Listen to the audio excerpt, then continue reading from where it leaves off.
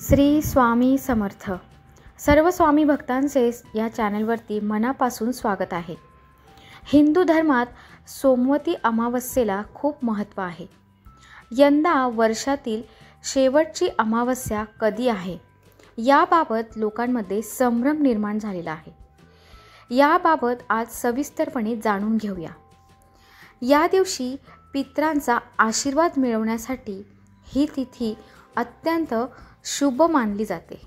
तसेच पितरांना प्रसन्न करायचे असेल तर अमावस्या तिथीला पितरांची आणि भगवान विष्णूंची पूजा केली जाते. असे केल्याने आपल्या घरात सुख समृद्धी लाभते असे देखील मानले जाते.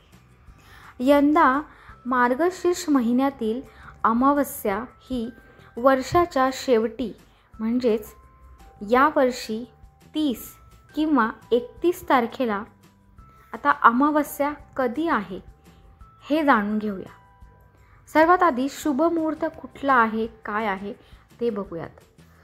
पंचांगानुसार यावर्षी मार्गशीर्ष महिन्यातील कृष्ण पक्षातील अमावस्या तिथी ही 30 डिसेंबर 2024 रोजी पहाटे 4:01 सुरू होणार आहे आणि 31 डिसेंबर 2024 दुसऱ्या दिवशी पहाटे 3:56 राहील.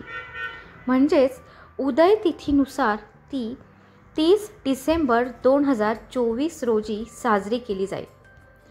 30 डिसेंबर सोमवार असल्याने या तिथीला सोमवती अमावस्या सुद्धा म्हणतात. आता या दिवशी श्री हरीसह महादेवाची पूजा करण्याचा अगदी शुभ संयोग आहे. सर्वात आधी कुठले वस्तू दान करू शकतो आपण ते बघूयात.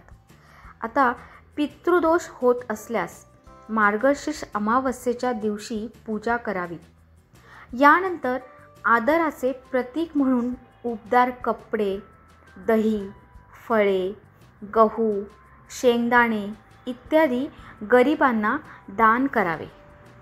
मान्यतेनुसार या वस्तूंचे दान केल्याने पितृदोषाची समस्या दूर होते आणि पितरांना मोक्ष देखील प्राप्त होतो. आता कुठल्या चुका आपल्याला करायच्या नाही आहेत ते बघूयात. सोमवती अमावस्याच्या दिवशी वाईट शक्ती सक्रिय होतात. म्हणजेच वाईट शक्ती खूप आढळतात आणि त्यामुळे विपरीत परिणाम होऊ शकतात. कोणत्याही व्यक्तीने स्मशानभूमीजवळून जाणे कटाक्षाने टाळावे. तसेच सोमवती अमावस्येच्या दिवशी मद्यपान, मांसाहार, मासे इत्यादींचे सेवन करणेसुद्धा टाळावे. तसेच या दिवशी घरात शांतता राखावी. कोणत्याही प्रकारच्या भांडणात अजिबात पडू नका.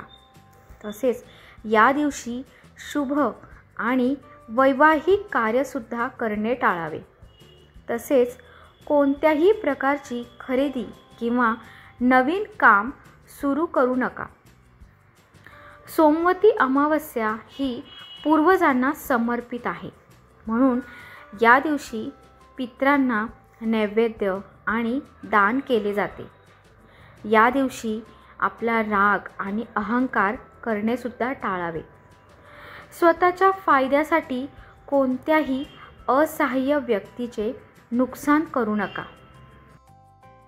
व्हिडिओ कसा वाटला नक्की कळवा आणि सर्व स्वामी भक्तांनी कमेंटमध्ये श्री स्वामी समर्थ लिहायला विसरू नका. श्री स्वामी समर्थ.